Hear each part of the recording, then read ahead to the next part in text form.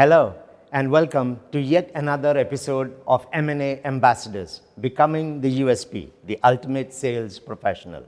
Now, in my previous video, I had introduced the concept of rapport building, why creating the trust and unconscious influence is critical to taking control of the sales engagement. Today, I'd like to talk about building conscious rapport. See, there's two kinds of rapport. There's conscious rapport as well as unconscious rapport. We'll leave unconscious rapport for the next video.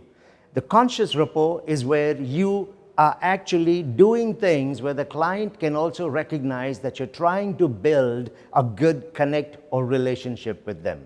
So in the conscious rapport, again, there are two categories in there. You've got the generic rapport, where you speak about things which are generic, non-pressure oriented, and there is specific, which becomes very targeted questions to build the relationship.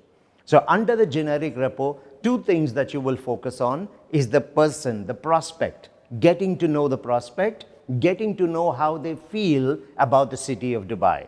And under the specific rapport, you will find out a little investment background knowledge about them. And if you are planning a particular community or let's say a developer, I'll use Embark as an example, you will then establish rapport on that. So these would be the four things that you would need to focus on when building conscious rapport. The person, Dubai, their investment history, and the developer or the community. So let's look at what you could do to build the rapport. To start with the person. Now this could be a resident in Dubai or even a visitor to Dubai. So generic questions like, is this your first time you're visiting Dubai? If it's a client who's been living in Dubai, say, so how long have you been living in Dubai? And then ask, do you have family here? And if they do have, you can find out a little bit more about the family. So let's say they are visitors here. So are you here on business or is it on pleasure? If they are living in Dubai, so what do you do in Dubai? So it's just casual, 2-3 questions, not too many, just to get them to start talking and for you to have some understanding of the person. And then you could switch into Dubai and you could simply ask them questions like, so what do you like about Dubai? Visitor, what do you like about our city? And the reason you frame it as what do you like is you get them to tell you what they like about the city. If you ask a more open-ended question like, so how do you feel about Dubai? You might get answers like, it's too crowded, it's too hot. You open the door for that. So it's better to keep it as a positive leading question. So how do you feel about Dubai? And once they have given you the answers, you simply end that part by saying exactly. Dubai is one of the best visited cities in the world, both for business and pleasure. That's why over 200 nationalities now call Dubai home. And then you can move into the third. So have you invested in any properties in Dubai? Or have you invested in properties? You can keep it general. So we are moving to the third part. We found out about the person, found out what they liked about Dubai, agree with what they liked and say, this is the reason why 200 nationalities call Dubai home. And then say, so have you invested in Dubai before? And if they have, you could say, do you mind, may I ask what kind of properties? How did that work out for you? A little bit to understand what kind of investments. If they tell you I picked up some investments in Muda, Dubai properties, you know that they're like townhouses, villas in the range of probably 3 million up to 5 or 6 million. It gives you some kind of an informal qualification. And then you would come into the very specific area or developer whom you plan to talk about. So let's take Embark as an example. Now, if it was a visitor to Dubai, I would simply start by saying, so have you visited the downtown area, the Burj Khalifa, Dubai Mall? You'll probably get yes as an answer.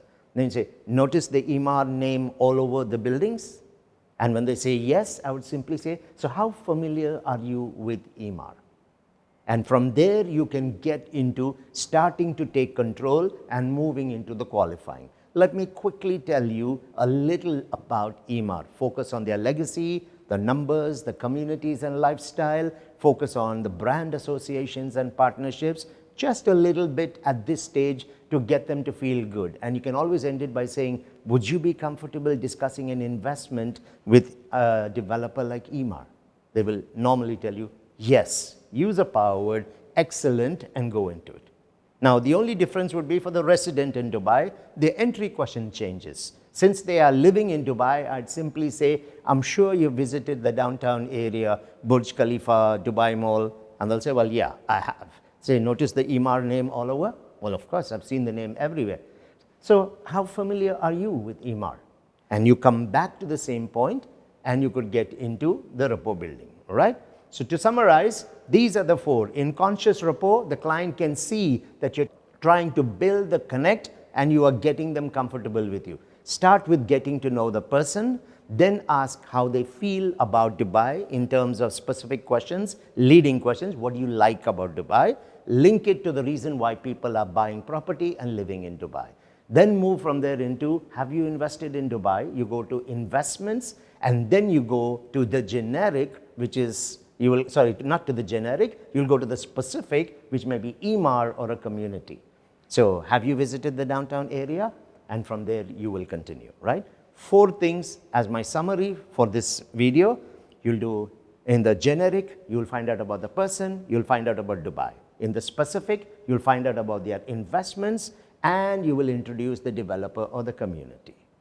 I want to thank you for your time with us on this episode of M&A Ambassadors. I'll see you on the next episode of USP, Becoming the Ultimate Sales Professional.